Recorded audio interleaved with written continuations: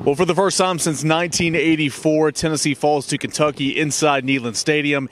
It was done from the get-go, Vince, 34-7, that final score. And Vince, it was one of those games to where you just would like to have back. Nothing seemed to go right. Tennessee looked like it was the better team for most points of this ball game, especially in the first half, but continued to trail. But here we are again, costly turnovers once again due to the Volunteers. Yeah, and the pick sixes were devastating, and Jeremy Pruitt wasn't happy about the effort and trying to bring those guys down. I mean, one of them was from 41 yards out, another one from 85 yards out by a Mike linebacker who ran out of gas. Yep. And Tennessee still couldn't get him down. And Jeremy Pruitt certainly wasn't happy about that. You know, another fumble on an exchange between Garantano and Chandler, and then JT Shrout came in relief of Jared Garantano, and he threw a pick on his first pass as well. So if you count the Georgia second half and then the first half in this game, that's 7 turnovers in 4 quarters of football when Tennessee was among the nation's best and not turning the ball over in the first 10 quarters of the season. Yeah, there's other things that went wrong, but that's the root. That took their chances pretty much out of even winning that game. And on the other side, Kentucky's defense in 5.5 quarters had 9 interceptions between Mississippi State and Tennessee. So props to that secondary for sure. You mentioned there the quarterbacks. Of course, you know, Jared Garantano gets benched. JT Shrout comes in for one series, throws that interception, in comes back in Jared Garantano. Fourth quarter, we see Harrison Bailey.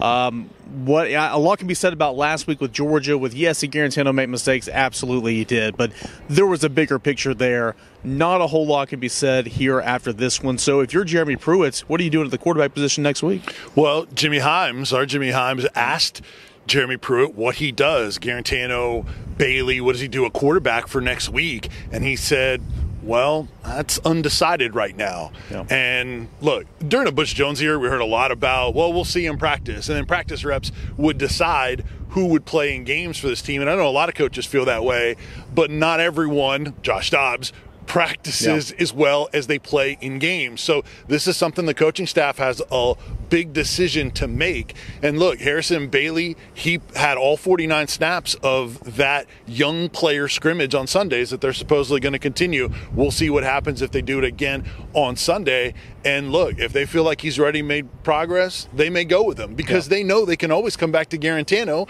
because he's been bounced in and out of lineups already. And we know where the fans stand on this as well. But Bailey had a real nice throw to Weidman along the sideline, but then missed on a couple of throws in the red zone.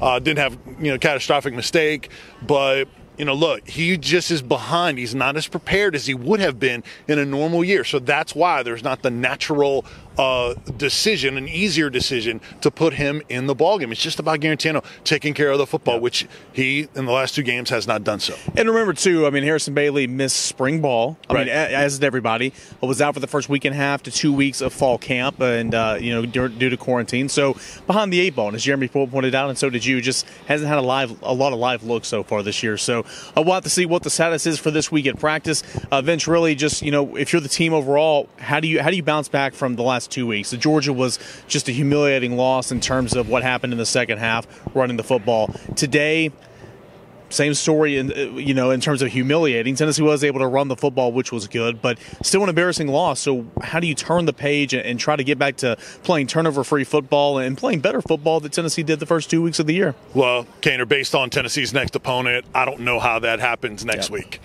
Then you get the bye week, and that may be where you start to get some answers and get guys refocused. Jeremy Pruitt was talking about habits. And he didn't use the excuse of COVID, but that's been a factor with contact tracing.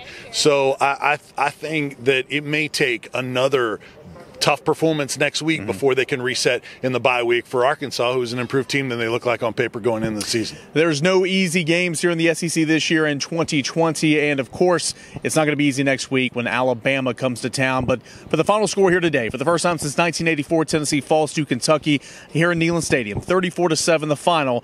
With Vince Ferrara, I'm Cain here on 99.1 thesportsanimal.com.